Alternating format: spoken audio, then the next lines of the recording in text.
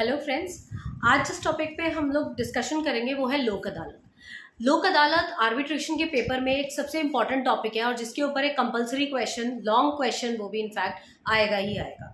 तो ध्यान से सुने, लोक अदालत अगर आ जाए हमारे को क्वेश्चन तो हमें क्या क्या उसके अंदर लिखना है। लोक अदालत सबसे पहले तो एक ऑल्टरनेट डिस्प्यूट रेजोल्यूशन का ही एक मेथड है और बहुत ही इम्पॉर्टेंट मेथड है और ये जुडिशियल मेथड है। ठीक है, तो Lok Adalat is a method of solving dispute where matter is solved by active participation of judicial officers. बाकी के जो मेथड्स हैं वहां पर कंसीलिएटर्स होते हैं, आर्बिट्रेटर्स होते हैं, मीडिएटर्स होते हैं, बट जो लोक अदालत है वहां पर खुद जुडिशियल ऑफिसर्स होते हैं। ये एक ऐसा मेथड है जहां पर सेटलमेंट जो होता है बहुत ही एमिकेबल और बहुत ही पीसफुल तरीके से सेटलमेंट किया जाता है। ये एक नॉन जुडिशियल ऑर्गेनाइजेशन है, एक नॉन जुडिशियल ऑर्गेनाइजेशन है जो कि जुडिशरी बनाती है। कि हमने इसको जुडिशियल ऑर्गेनाइजेशन भी बोलना है, हमने इसको नॉन जुडिशियल भी बोलना है। इसके पीछे रीजन क्या है कि है तो ये एक जुडिशियल ऑर्गेनाइजेशन, बट इसमें इतनी ज्यादा कोई प्रोसीजर की बाउंडेशंस नहीं होती कि जैसे एक कोर्ट रूम में जो टर्म्स एंड कंडीशन जो फॉलो किए जाते हैं वो लोक अदालत में नहीं फॉलो होते।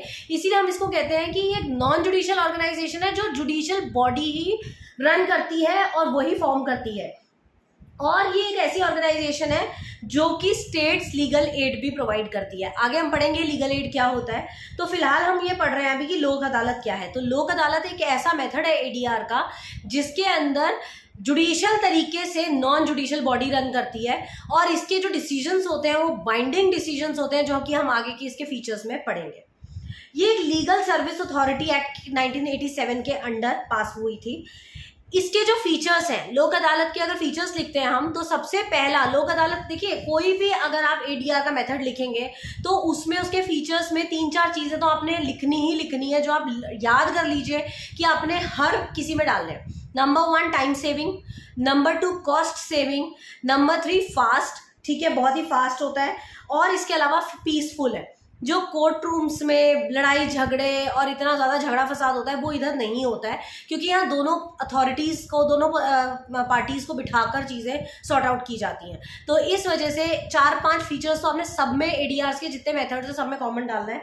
इसमें भी हम यही लिखेंगे। सबसे पहला चीप मेथड है क्योंकि इसमें कोई फीस नहीं लगती। नंबर 2 स्पीडी जस्टिस मिलता है आपको, जो सालों से पेंडिंग चल रहा है केस कोर्ट्स में वो यहाँ बहुत जल्दी सॉर्ट आउट हो जाता है। इसके अलावा टाइम सेविंग है, बहुत पीसफुल मेथड है, एमिकेबली सॉल्व होता है चीजें, तो इसलिए पीसफुल मेथड है। This are the features of Lok Adalat. Then if you talk about the organisation और कॉम्पोजिशन ऑफ लोक अदालत, तो अगर हम इसकी ऑर्गेनाइजेशन की बात करें तो एवरी स्टेट अथॉरिटी और डिस्ट्रिक्ट अथॉरिटी और सुप्रीम कोर्ट लीगल अथॉरिटी में ऑर्गेनाइज लोक अदालत एट इंटरवल्स। हर स्टेट अथॉरिटी, डिस्ट्रिक्ट अथॉरिटी या सुप्रीम कोर्ट लोक अदालत को विद द टाइम पीरियड उसको बनाती है। Every Lok Adalat organized for an area consist of retired judicial officers. हर जो एरिया के जो लोक अदालत के मेंबर्स होते हैं वो रिटायर्ड जुडिशियल ऑफिसर्स होते हैं और उन्हीं से इसका कॉम्पोजिशन होता है। The experience and qualification of other persons for Lok Adalat organised by supreme court legal services committee prescribed by central government. और उसके अलावा जो बाकी के मेंबर्स होते हैं उनकी क्वालिफिकेशन, उनका एक्सपीरियंस भी supreme court legal service committee जो है वो प्रिस्क्राइब करती है। काइंड्स ऑफ केसेस, किस तरीके के केसेस लोक अदालत सॉल्व करती है। शुरू में लोक अदालत सॉल्व करती थी सिविल केसेस, इसके अलावा क्रिमिनल डिस्प्यूट्स जो कि कंपाउंडेबल होते हैं। Now what do you mean bye compoundable cases?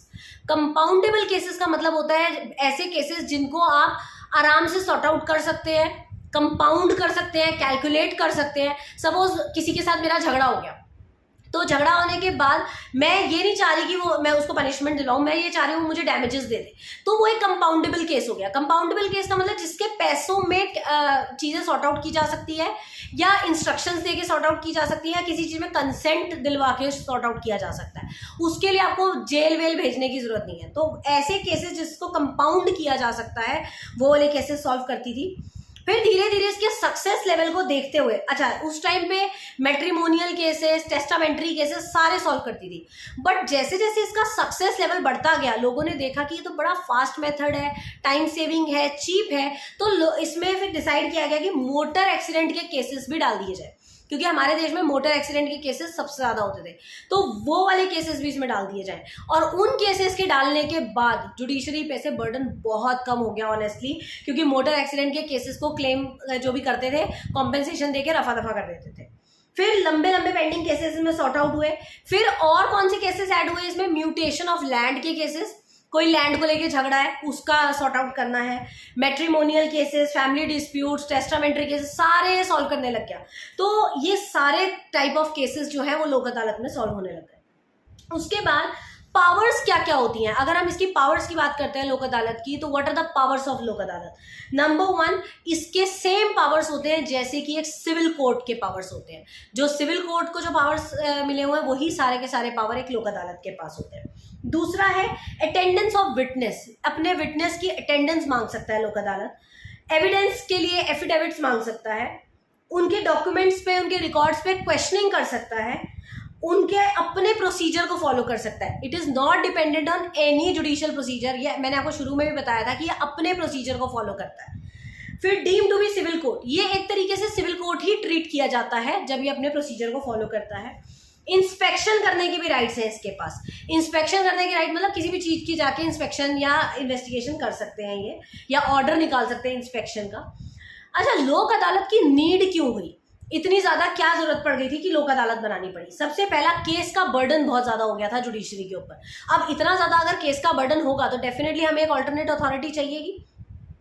दूसरा, इनएडिक्वेट जजेस पूरे नहीं पढ़ते थे, तो हमें कुछ ऐसे लोग चाहिए होते थे जो कि फैसला जिनका बाइंडिंग भी हो और आराम से सॉर्ट आउट भी कर दें।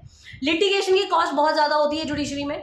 जो आपका कोर्ट रूम सेटलमेंट्स होती हैं उनमें लिटिगेशन की कॉस्ट बहुत हैवी होती है, वकीलों की पेमेंट्स, कागज़ों के बिल और ये सब। एंड डिलेड जस्टिस, उसके बाद भी जस्टिस सालों साल अटक जाता था। तो यहाँ पर जो लोक अदालत है, यहाँ हैंड टू हैंड जस्टिस किया जाता है।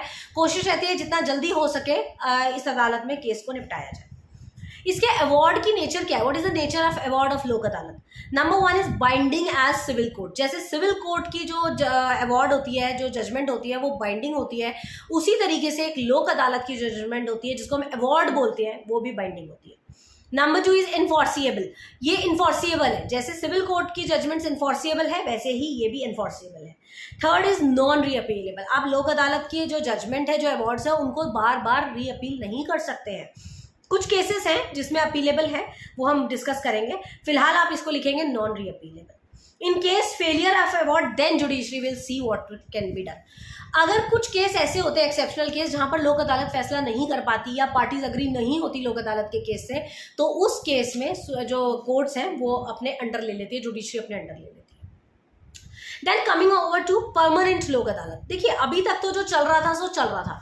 अब धीरे धीरे क्या हुआ, 2002 में एक अमेंडमेंट हुई जिसमें लोक अदालत को कर दिया गया परमानेंट लोक अदालत। Now what do you mean bye permanent Lok अदालत। परमानेंट लोक अदालत का मतलब होता है कि जब लोक अदालत को ऐसी रिस्पॉन्सिबिलिटी दे दी जाए जिसमें वो पब्लिक यूटिलिटी सर्विसेज के केसेस भी अपने अंडर ले ले। Now what do you mean by public utility services. Public utility services are those services which are given to general public, जैसे आरबीआई की सर्विसेज है, एलआईसी की सर्विसेज है, ये वाली जो सर्विसेज होती हैं इनको कहते हैं पब्लिक यूटिलिटी सर्विसेज। तो इनके कॉन्सेप्ट्स को ले लेना, इनके डिस्प्यूट्स को ले लेना इज व्हाट मेक्स द लोक अदालत अ परमानेंट लोक अदालत। और दूसरा, 10 लाख तक के केसेस भी हैंडल कर सकती है Lok Adalat, that's why it is known as permanent Lok Adalat. और 2015 के बाद तो पूरी कंट्री में एक लोक अदालत ऐसी लगने लग गई जहां पर पूरे दिन एक ही मतलब एक सिंगल डे में पूरी कंट्री में लोक अदालत लगती थी, जो अभी थोड़े दिन पहले भी हुई है इंडिया में। तो एक ही सिंगल डे में सारे, और कोशिश होती है मैक्सिमम लाखों केसेस उस दिन निपटाए जाते हैं, उसको कहा जाता है नेशनल लोक अदालत। तो वो एक ही दिन लगती है जो पूरी कंट्री में साइमल्टेनियसली लगती है। लास्ट में आप इसमें कुछ चीजें और भी ऐड कर सकते हैं, जैसे कि इसको हम पीपल्स कोर्ट भी बोलते हैं। It is called people's court as it is based on Gandhian principles. ये जो है गांधीयन प्रिंसिपल्स पे बेस्ड है, इस वजह से ये बहुत ही एंशिएंट सिस्टम है, कोई नया सिस्टम नहीं है ये, इसीलिए हम इसको पीपल्स कोर्ट बोलते हैं। ये एक एडीआर का कॉम्पोनेंट है जो इनफॉर्मल है, चीप है और फास्ट जस्टिस देता है। फिर जो पहली लोक अदालत लगी थी वो गुजरात में लगी थी 1982 में as a voluntary and conciliatory agency. तब बहुत ज्यादा सीरियसली नहीं लेते थे लोक अदालत को, तो पहली लोक अदालत कहाँ लगी थी, गुजरात में। और इसकी पॉपुलैरिटी बढ़ने के साथ साथ इसको स्टैट्यूटरी स्टेटस प्रोवाइड कर दिया गया 1987 में, क्योंकि 87 के एक्ट में ही बना था ये, तो इसको स्टैट्यूटरी स्टेटस दिया गया। 2002 में परमानेंट लोक अदालत वाला सिस्टम शुरू हो गया और इस लोक अदालत के अंदर रिटायर्ड जुडिशियल ऑफिसर्स और लॉयर्स और लीगल एक्सपर्ट्स होते हैं। ये डील करती है पेंडिंग मैटर्स के साथ, फैमिली डिस्प्यूट्स मैटर के साथ, मैट्रिमोनियल केसेस के साथ, और इसकी पावर सारी की सारी सिविल कोर्ट जैसी है। फायदे बहुत है इसके, क्योंकि ये ना तो फीस लेती है और इसमें फ्लेक्सिबिलिटी बहुत ज़्यादा है, अपना खुद का प्रोसीजर है, अवार्ड बाइंडिंग है। तो ये सारे के सारे आपके लोक अदालत के फीचर्स में जाएंगे, जिसको आप मिला जुला के एक 20 मार्क्स का, खैर 20 मार्क्स का तो आना ही नहीं है, 10 मार्क्स का क्वेश्चन आना है हाईएस्ट, तो 10 मार्क्स के क्वेश्चन के लिए ये मोर देन सफिशिएंट कंटेंट है। आप इसमें से कुछ भूल भी जाते हैं तो भी आपका 10 मार्क्स का आंसर बड़े प्यार से तैयार हो जाएगा। तो लोक अदालत बिल्कुल छोड़ के नहीं जाना, लोक अदालत पक्का ऐसे तैयार करना है। इसमें इसके फीचर्स, इसके एडवांटेज, इसके डिसएडवांटेज, इसके बारे में, इसके गुजरात में पहली बार बना, इसकी एक्ट वैक्ट सब, परमानेंट लोक अदालत, नेशनल लोक अदालत, सब कुछ आप इसके अंदर मेंशन करेंगे। तो दिस इज ऑल अबाउट लोक अदालत, तो इसको अच्छे से करना है आप।